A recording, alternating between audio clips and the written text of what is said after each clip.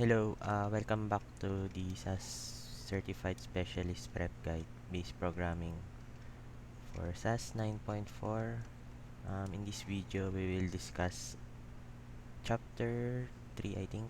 Yeah, and the first part is the SAS Libraries.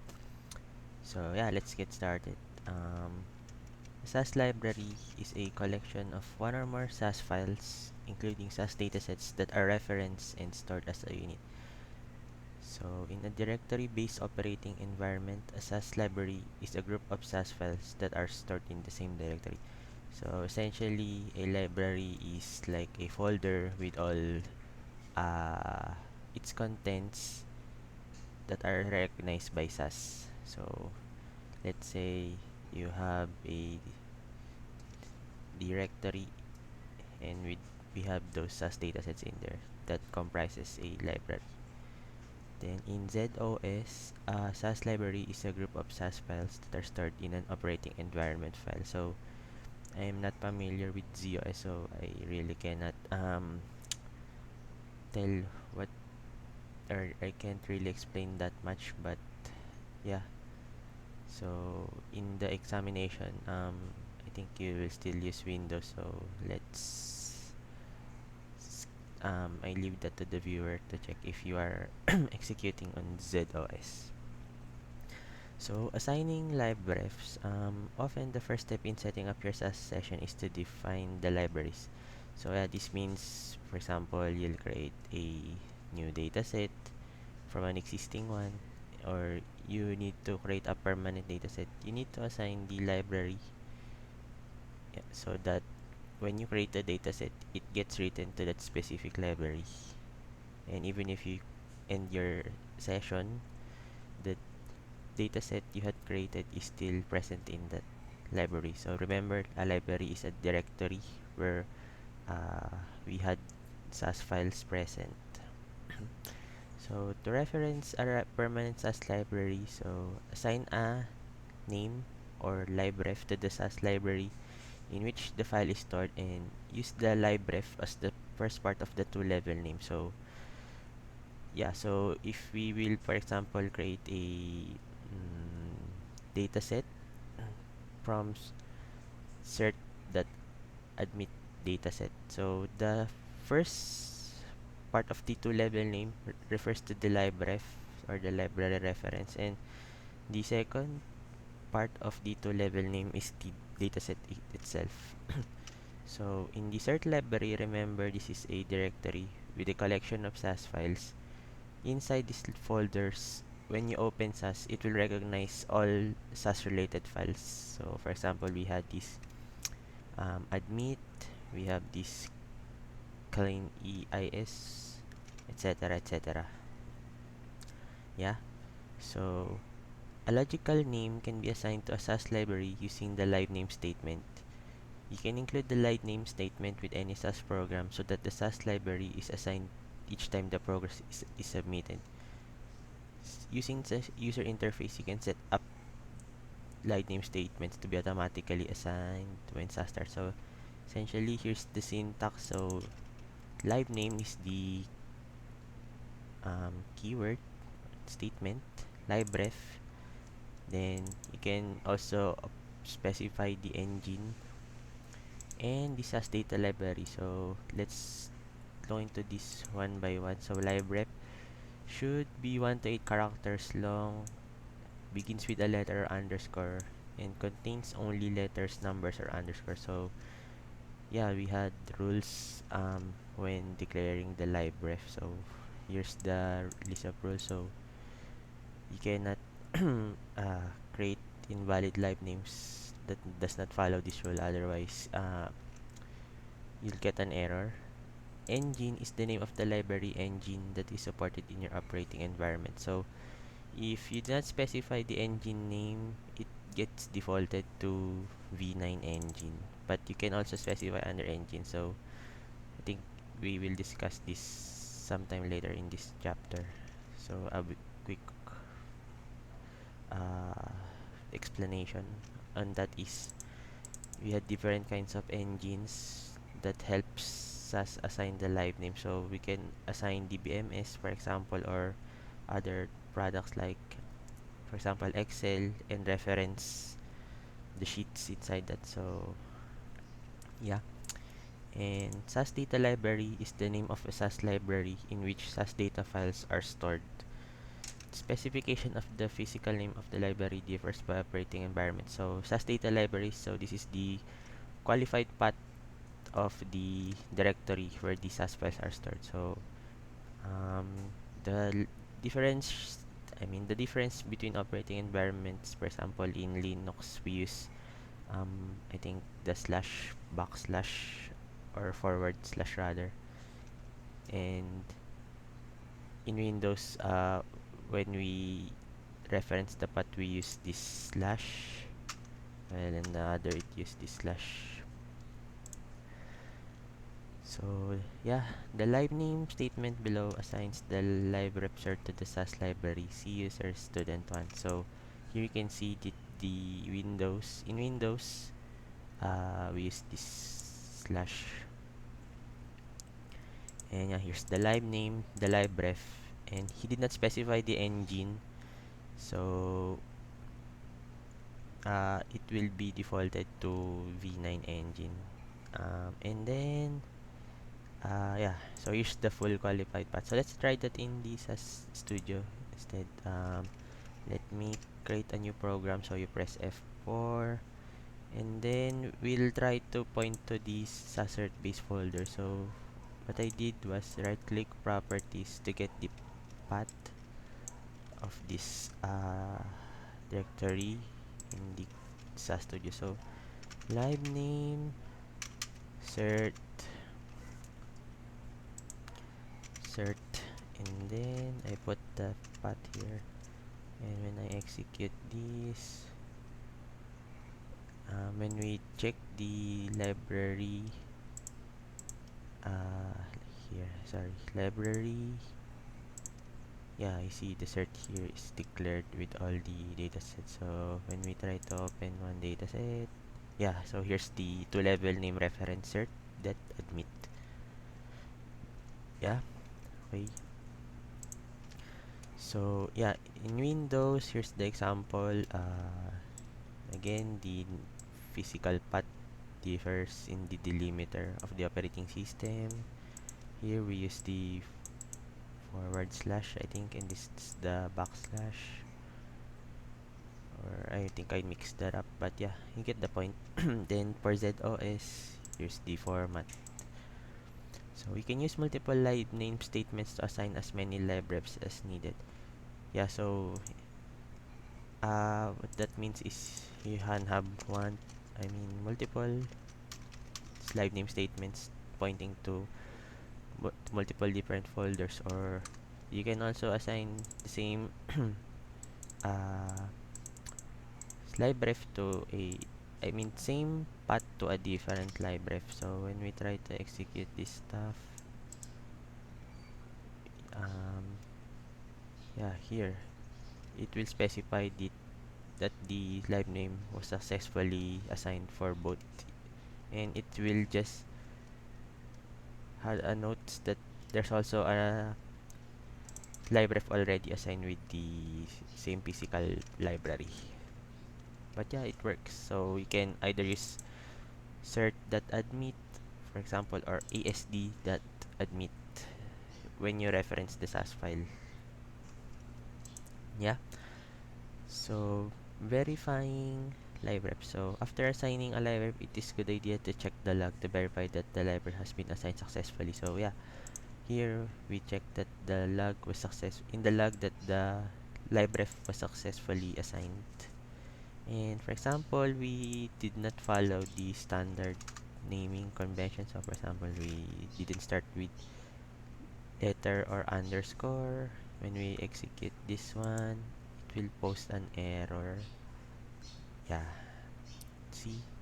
Or we exceed the 8 characters long, certified. I think, how long is this? We can check that if we get an error. Yeah, so yeah, it's not valid because it is greater than 8 characters. Yeah. So let's try also to use the live name. I don't know if this will work or because live name is also a SAS statement. Yeah, it works. So we can use the same words that throw an error. So I guess the first instance of the live name only matters. So let's try another uh, SAS statement. For example, just to check if it works. Yeah, it works. So excuse me. I guess in terms of naming the live ref, as long as you follow the rule, even though we use some reserved words for SAS, for example, proc statement, it works. Yeah, but I do not recommend that. We're just trying to show some examples here. Yeah, then how long live refs remain in effect? So the live name statement is global, which means that the live refs remain in effect until changed or cancelled or until the SAS session ends. By default, the live name statements assigns the live ref for the current SAS session only. Each time you begin a SAS session, you must assign a live ref to permanent SAS library that contains files that you want to access in the SAS session. So remember that work is the default library for a temporary SAS library. So what does this mean? It essentially means that if we, for example, de-assign the live name, so we clear this one. Let me just show you that when I execute this, it will show that the live name has been, rather libref has been de-assigned. When we check this part, the proc library is not yet present anymore. It's not present anymore because we cleared it or cancelled it. Also, for example, we started a new session. So let's take note of the ASD insert fold libraries, the librefs we had assigned. So when I close this page and try to open a new session, it will show that these assigned libraries we had did earlier via live name statement are now um, gone. So yeah, they are in effect only during the execution of the session. So let's check that for now. Yeah, here. So the cert and the ASD libraries are gone. So yeah, that's the um, how long librefs remain in effect. And next is specifying two-level names. After you assign a libref, you specify it as the first element in the two-level name for a SAS file.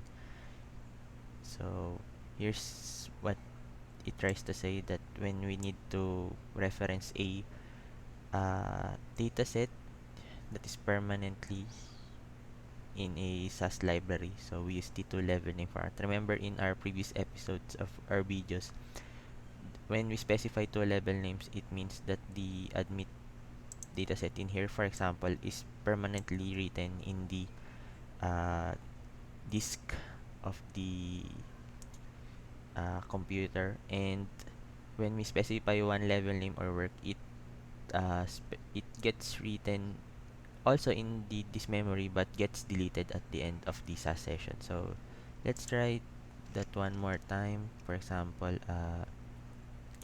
let me just copy the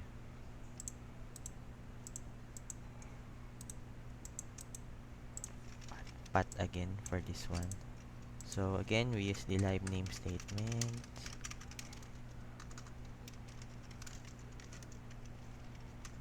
and to reference this one,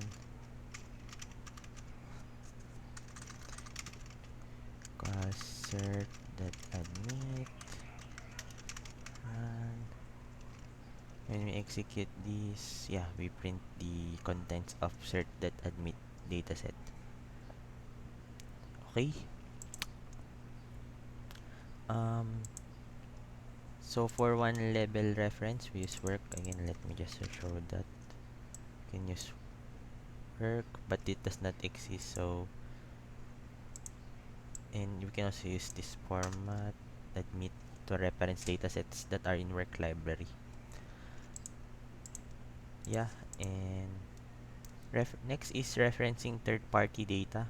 So you can use the live name statement to reference not only SAS files but also files that were created with other software products such as database management system. So for example, Oracle database, we can access that using the live name statement. So a SAS engine is a set of internal instructions that SAS uses for writing to and reading from files in a SAS library or a third-party database. SAS can read or write these files by using the appropriate engine for the file type. For some file types, you need to tell SAS which engines to use. For others, SAS automatically uses the appropriate engine. So an example of an engine that accesses third-party data is the XLSX engine, which processes Microsoft Excel workbook. So what this mean is that when we can reference an Excel file, but when we execute the live name statement, we need to use the engine and specify the engine name that is appropriate. So for example, you can do this one, and then you put the path to the excel.xlsx. Yan. So when you execute this live name statement, for example, when you open the live name, the contents of the Excel workbook will be shown in the libraries path. For example, the different sheet names, and then you can reference those sheet names. For example, it contains a table-like structure, and you can then process this, and um, ultimately you can create new data sets from the contents of an Excel workbook. That's just an example.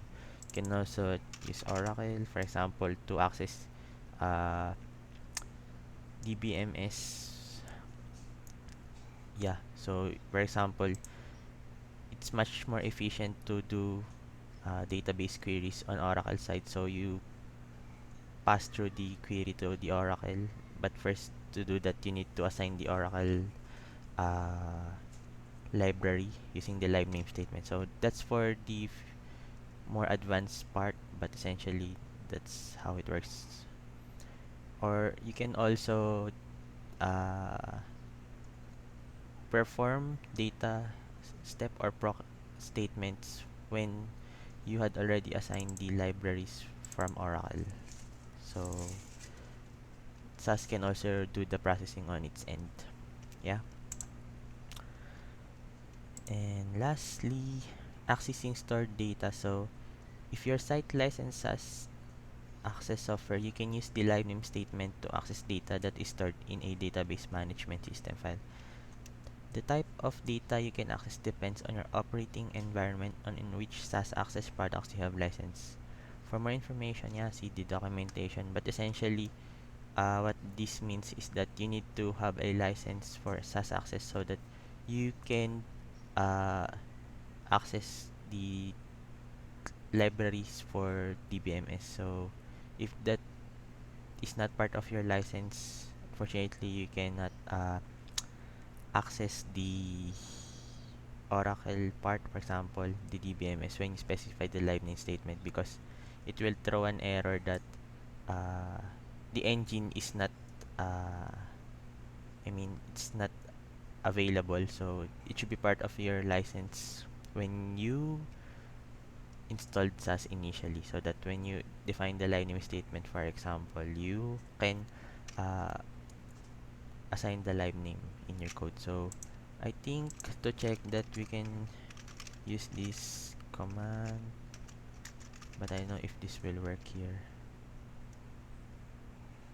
Yeah, here. So procset init shows the installation for, or the licenses available for your session. So here for the on-demand academics, we had at least almost all the uh, licenses, since this is a free web-based tool. So here's the base SAS and the others.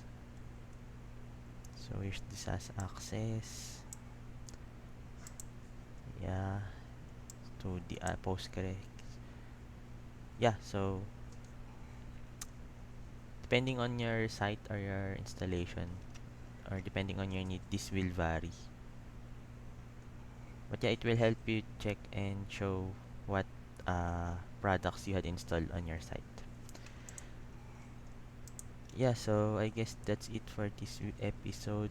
Hope you had learned something. In our next episode, we'll talk about viewing SAS libraries. So that's it. Thanks for watching and see you in the next video. Bye bye.